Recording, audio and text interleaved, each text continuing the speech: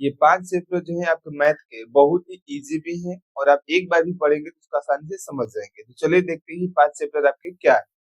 देखिए, जब आप बात करते हैं क्लास 10th में जो इजी चैप्टर मैथ में होते हैं, सबसे पहले इजी और ये हाई स्कोरिंग चैप्टर भी होते हैं। इससे सबसे ज्यादा एग्जाम में प्रश्न भी पूछा जाता है। जैसे कि अगर मैं बात कर लूं, यहाँ पे पहला होता है वास्तविक संख्या। क्या होता है? वास्तविक संख्या।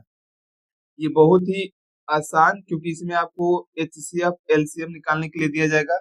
दो संख्याओं का गुणनफल दिया रहेगा, तो आपसे पूछ दिया जाएगा दो संख्याओं का गुणनफल और एक एचसीएफ दिया रहेगा, तो आपसे पूछेगा एलसीएम क्या होगा। इसी प्रकार के आपसे क्वेश्चन पूछे जाते हैं।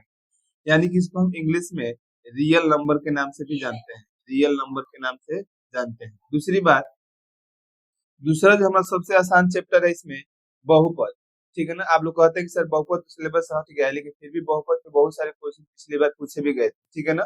तो बहुपद भी आपके लिए बहुत ही आसान चैप्टर। बहुपद यानी कि पोलिनोमियल, ये हाई स्कोरिंग होते हैं। कैसे होते हैं? High scoring. मैं बताऊंगा अभी कितने कितने नंबर किस चैप्टर से आते हैं, ये भी मैं बताऊंगा। पहले आप चैप्टर के नाम देख लीजिए जो आपके लिए बहुत इजी है, जो एक बार आप पढ़ के सबसे ज्यादा मैथ में नंबर लेकर आ सकते हैं। चैप्टर तो बहुत सारे हैं, लेकिन जो आपके लिए सबसे इजी हो सकता है, जो बच्चा भी बिगिनर है, अभी अभी भी उसको पढ़ने में टाइम नहीं लग पा रहा है या पढ़ने के लिए टाइम नहीं दे पा रहा है, तो उस बच्चे के लिए सबसे बड़ा इंपॉर्टेंट वीडियो है क्लास 10 वालों के लिए कि आप इन चैप्टर पर सबसे पहले फोकस कर लीजिए और इनको एक बार ही आप पढ़ेंगे तो आसानी से समझ जाएंगे। अगला हमारा है यहाँ पे द्विघात समीकरण। तो द्विघात समीकरण बहुत इंपॉर्टेंट है, जिसको जिसको हम क्वाड्रेटिक इक्वेशन के नाम से जानते हैं। अभी मैं आपको ये भी बताऊंगा कि इस अध्याय में कितना नंबर से पूछा जाता है। क्लियर है? सबसे इंपॉर्टेंट जो हाई स्कोरिंग चैप्टर होगा आपके लिए, निर्देशांक ज्यामिति। ये सब मैं ऐसे ही नहीं बोल रहा हूँ, मैं सभी चैप्टर का हर साल के हर सेट के पेपर का एनालिसिस किया हूँ। फिर मैं आपको बता रहा हूँ किस चैप्टर से सबसे ज्यादा क्वेश्चन पूछे जाते हैं। ठीक है ना? निर्देशांक ज्यामिति। तो अब इन सभी चैप्टर को अच्छे से नोट कर लेना है और इन्हीं पे सबसे ज्यादा आपको फोकस करनी है। ठीक है ना?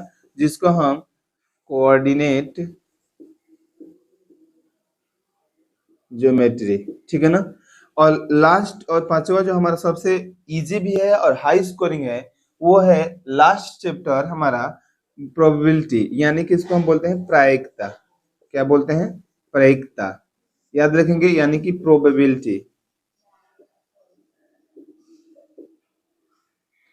याद रखेंगे, प्रोबेबिलिटी जो चैप्टर है ये बहुत इजी होता है, जो सबसे ज्यादा आपसे पूछा भी जाता है एग्जाम में और इजी होता है समझना हम लोग के लिए। जैसे मान के चलिए कि पहला चैप्टर जो है आपसे, इस चैप्टर से लगभग आपसे 6 से 7 नंबर तो पूछ ही लिया जाता है मिनिमम। हर साल आपसे हर सेट में पूछा ही जाता है, चाहे वो एमसीक्यू हो, चाहे डिस्क्रिप्टिव हो, या अति लघु उत्तरीय प्रश्न हो या लघु उत्तरीय प्रश्न हो। ठीक है ना? उसके बताएंगे यहाँ पे।